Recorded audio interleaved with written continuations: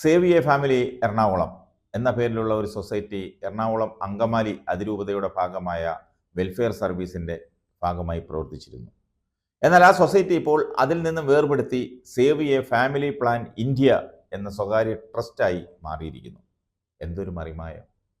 Zero Malabar സഭ എറണാകുളം അതിരൂപതയുടെ ഭാഗമായിരുന്നപ്പോൾ president സഹായമെത്രാൻ Sebastian ഇടയന്ത്രത്തായിരുന്നു.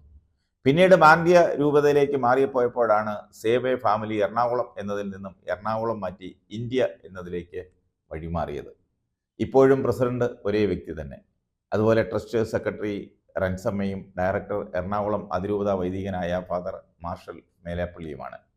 ഇവർ 14 വർഷത്തിലധികമായി ആ സ്ഥാനത്ത് തുടരുകയാണ്.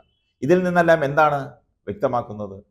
കാനഡ വിദേശ ഫണ്ട് കാണിച്ചു മെത്രാൻ സ്ഥാനം വാങ്ങിയെടുത്തു എന്ന ആരോപണം നിലനിൽക്കെയാണ് സേവ് എ ഫാമിലി വഴി കോടികളുടെ ഇടപാടുകൾ നടന്നിട്ടുണ്ടെന്ന് വിശ്വാസികൾ അടക്കം പറയുന്നത്. അതിനെ മുൻ സഭാതലവൻ ചോദ്യം ചെയ്തതാണ് വലിയ ഭൂമി കുംഭകോണം ഉൾപ്പെടെ വ്യാജരേഖ വരെ ഉണ്ടാക്കി കോടികൾ കൊടുത്ത് ചില മെത്രാന്മാരെ വരെ വിലക്കെടുത്ത് വരുതിയിലാക്കിയത്. സഭാ കൂരിയ ഉൾപ്പെടെ നിയന്ത്രണത്തിലാക്കി. എറണാകുളത്ത് വിശ്വാസികളെ ഇറക്കി വലിയ പ്രക്ഷോഭങ്ങൾക്ക് നേതൃത്വം നൽകി.